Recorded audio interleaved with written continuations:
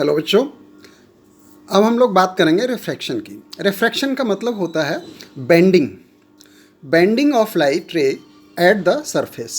तो refraction means bending, separating between इसका definition क्या बन गई? Bending of light ray at the surface separating two medium is called refraction. ठीक है। रिफ्लेक्शन में क्या होता था कि जो लाइट रे होती है वो उसी मीडियम में वापस चली जाती है। इसमें क्या है कि दो मीडियम की ज़रूरत पड़ती है हमको। तो इसमें तीन केस हैं रिफ्रैक्शन में। पहला केस है कि लाइट रे अगर रेयरर मीडियम से डेंसर मीडियम में जा रही है। रेयरर मीडियम वो मीडियम होता है जो खाली होता है ना, और डेंसर मीडियम का मतलब होता है कि जो भरा हुआ होता है, जिसकी डेंसिटी ज़्यादा होती है। तो जब कोई भी लाइट रे रेयरर मीडियम से डेंसर मीडियम में जाती है तो वो किधर की ओर मुड़ती है? बेंड्स टुवर्ड्स नॉर्मल की तरफ मुड़ जाती है। तो पहले केस में देखिए, जैसे ये एक सरफेस है, ठीक है। यहाँ पे एक लाइट रे इस सरफेस पर इंसिडेंट हो रही है। तो अब हम क्या करेंगे? इस सरफेस के ऊपर एक नॉर्मल खींच देंगे। नॉर्मल मीन्स इस सरफेस के ऊपर एक परपेंडिकुलर लाइन। तो ये आप जो है देख रहे हो नॉर्मल लाइन है, ठीक है। अगर ये मीडियम अलग ना होता, ये मीडियम पहला वाला एयर है, ये रेयरर मीडियम है, दूसरा मीडियम है वाटर का, ये डेंसर मीडियम है। डेंसर मीडियम में डेंसिटी ज़्यादा होती है, ठीक है। तो अब ये मीडियम चेंज हुआ है जिससे कि लाइट का जो पाथ होगा वो चेंज हो जाएगा। अब चूंकि आपने अभी देखा था कि जो लाइट रे रेयरर मीडियम से डेंसर मीडियम में जाती है तो उसका पाथ जो है नॉर्मल की तरफ झुक जाता है।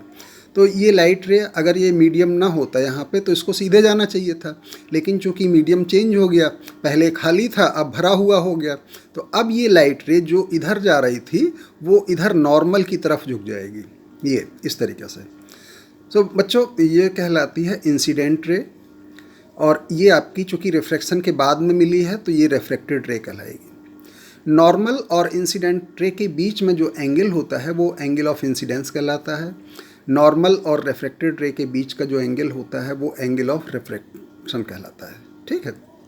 तो ये एक बात इसमें ये जो है एक पॉइंट तो ये हो गया कि अगर कोई लाइट रे रेयरर मीडियम से डेंसर मीडियम की ओर जाती है तो ये नॉर्मल की तरफ बेंड हो जाती है।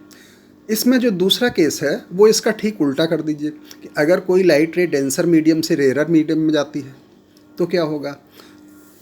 दूसरा केस है, अगर डेंसर से रेयरर में जा रही है तो ये बेंड्स अवे फ्रॉम नॉर्मल से दूर हो जाती है।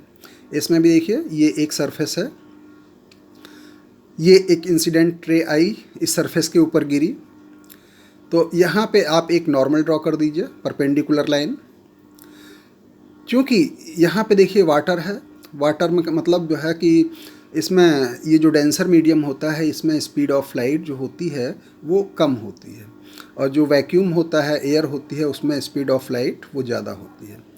तो अब देखिए अगर ये मीडियम जो है आपका एयर है तो इसमें जो लाइट रे होगी रिफ्रैक्टेड रे वो नॉर्मल से दूर भाग जाएगी। ये देख रहे हो, नॉर्मल ये है और रिफ्रैक्टेड रे ये है, तो ये दूर जा रही है ना। ये एंगल ऑफ इंसिडेंस है, ये एंगल ऑफ रिफ्रैक्शन है। इंसिडेंट रे, रिफ्रैक्टेड रे। अच्छा बच्चों, एक चीज़ आप देख रहे हो कि ये जो पहला केस था रेयरर टू डेंसर वाला, इसमें एंगल ऑफ इंसिडेंट ये था और एंगल ऑफ रिफ्रैक्शन ये था। यहाँ पे देखिए ये एंगल बड़ा है, ये एंगल छोटा है, यानी I is greater than are, ठीक है। I is greater than are. दूसरा केस इसमें यह है कि अगर ये देखिए एंगल ऑफ इंसिडेंट है ये, और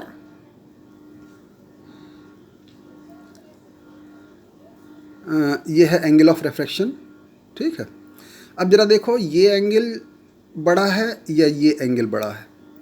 इसमें आई छोटा है और आर बड़ा है, ठीक है। तो I is less than are, तो ये जो है एंगल ऑफ इंसिडेंट इस केस में छोटा होगा एंगल ऑफ रिफ्रैक्शन से। बच्चों एक इसमें तीसरा केस भी है, वैसे तो दो ही केस मेन हैं, लेकिन अगर कोई जो है लाइट रे नॉर्मली इंसिडेंट होती है किसी सरफेस के ऊपर, ये सरफेस है, एक मीडियम ये है, एक मीडियम ये है, ठीक है। तो ये लाइट रे नॉर्मली इस सरफेस के ऊपर इंसिडेंट जब होगी तो ये रिफ्रैक्टेड भी उसी डायरेक्शन में हो जाएगी।